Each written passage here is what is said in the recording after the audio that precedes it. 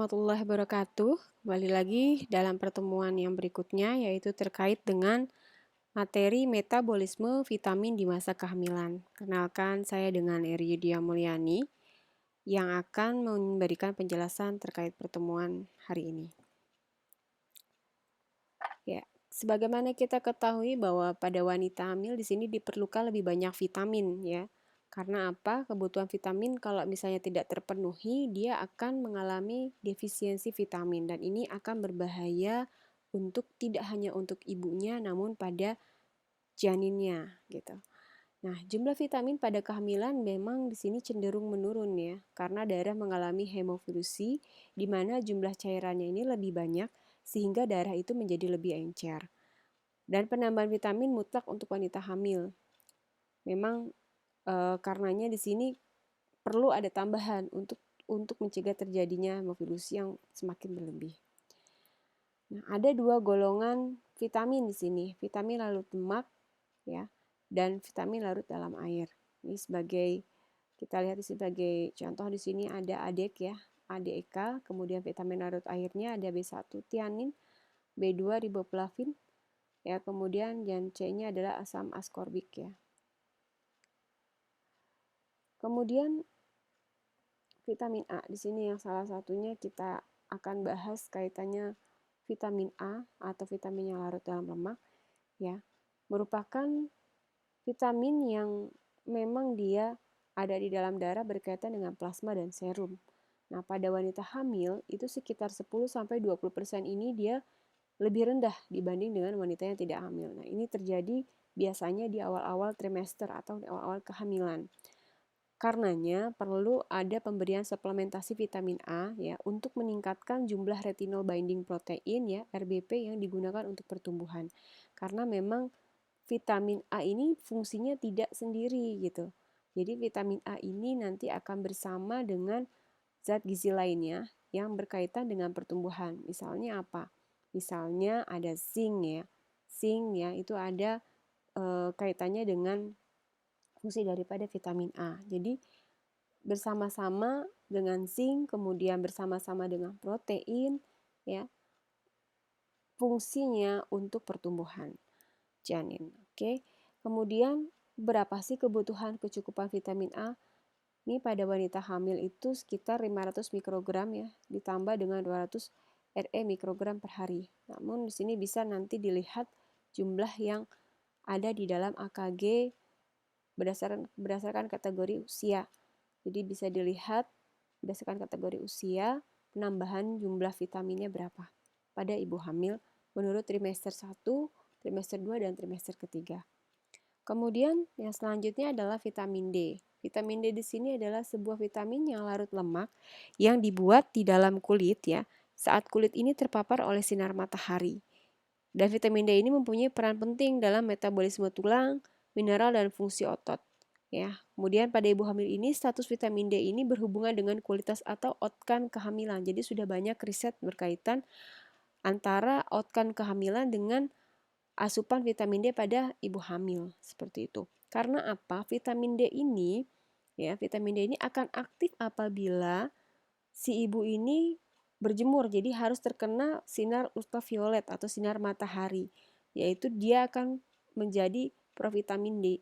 Jadi ada vitamin D dalam bentuk turunannya D3 yang mana di situ akan berperan ya untuk metabolisme tulang, mineral, dan fungsi otot. Vitamin D biasanya juga dia tidak hanya itu saja karena dia ada kaitannya dengan kolesterol ya, kolesterol dan lemak, maka vitamin D ini juga salah satunya apabila aktif dia bisa mengurunkan kolesterol di dalam tubuh. Jadi kalau ibu hamil yang memang mengalami kelebihan kolesterolemia atau dia obes ya, salah satunya memang harus rajin berjemur nih, seperti itu. Kemudian metabolisme D sendiri, metabolisme vitamin D ini juga selama kehamilan ya, dan laktasi juga mengalami peningkatan gitu. Nah, plasenta dalam tubuh ibu ini terbentuk pada minggu keempat kehamilan. Di fase ini, serum vitamin D ibu itu mulai ditransfer melalui plasenta.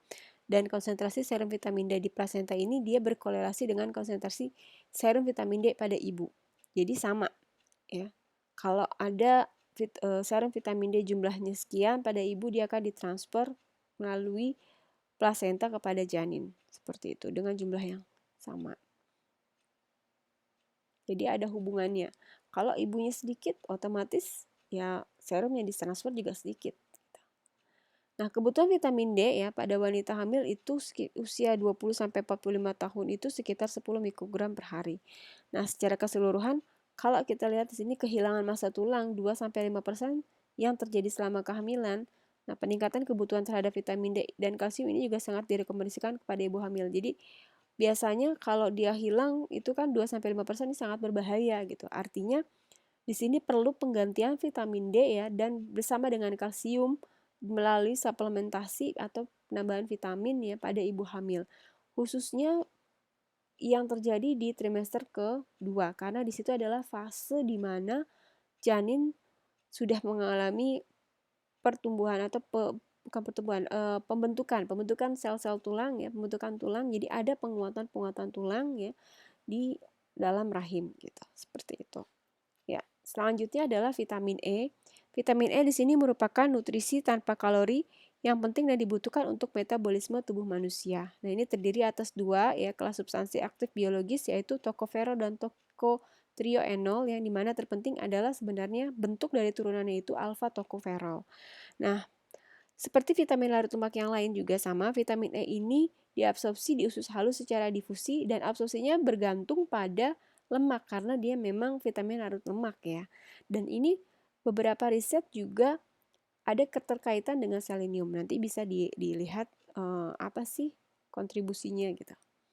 Ya. Kemudian kita ketika vitamin E ini di dalam darah rendah ya, sel darah pasti di sini sel darah merah juga rusak dan terbelah. Jadi memang ada kaitannya juga dengan zat besi juga karena dia memang membantu protein juga masuk ke dalam sel ya dan sel-sel darah merah kaitannya dengan anemia.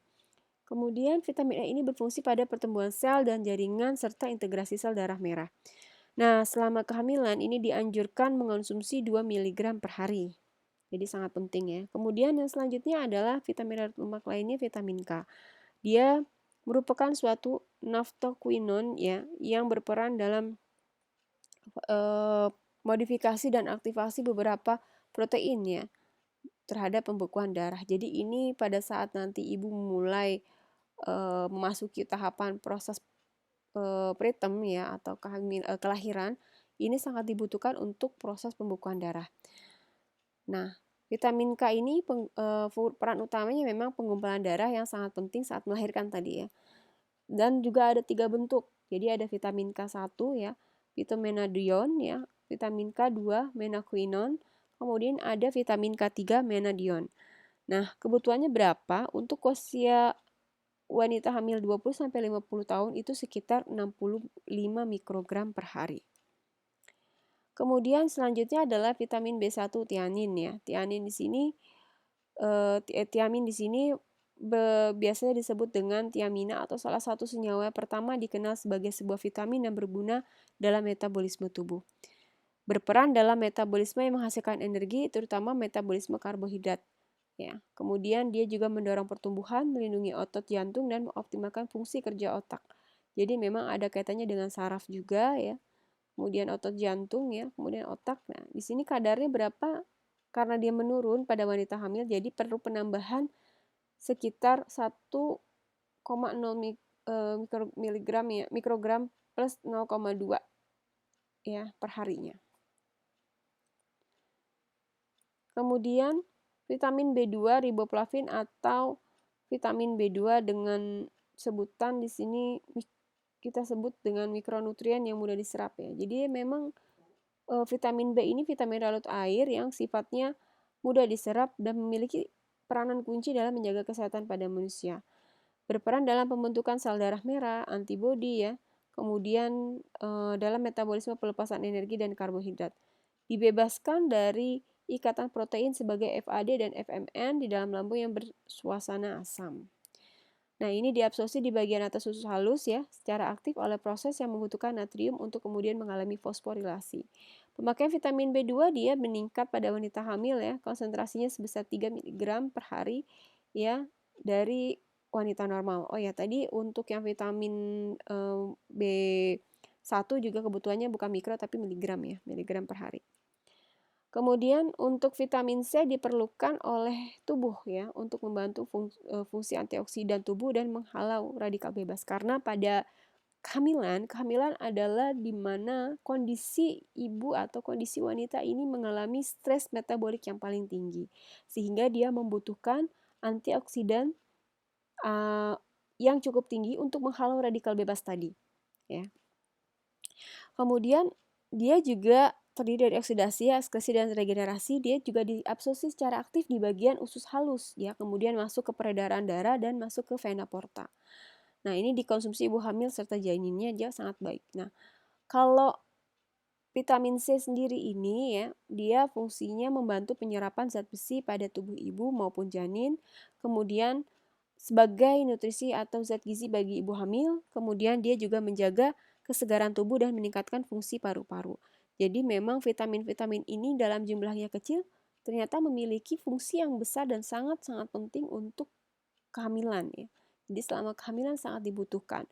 Khususnya adalah vitamin-vitamin yang memang memiliki fungsi sebagai antioksidan. Karena kita tahu bahwa kehamilan itu mengalami stres oksidatif ya, stres oksidatif yang cukup tinggi selain dia mengalami stres metabolik. Jadi stres oksidatif itu sudah ada dan sudah terjadi di awal trimester pertama ya.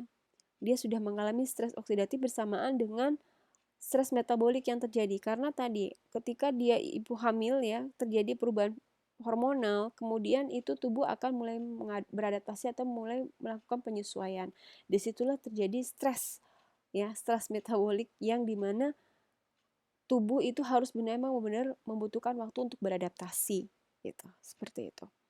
Ya, kiranya itu yang dapat saya sampaikan dalam pertemuan ini. Kurang lebihnya mohon maaf. Wabillahi taufiq wal hidayah. Wassalamualaikum warahmatullahi wabarakatuh.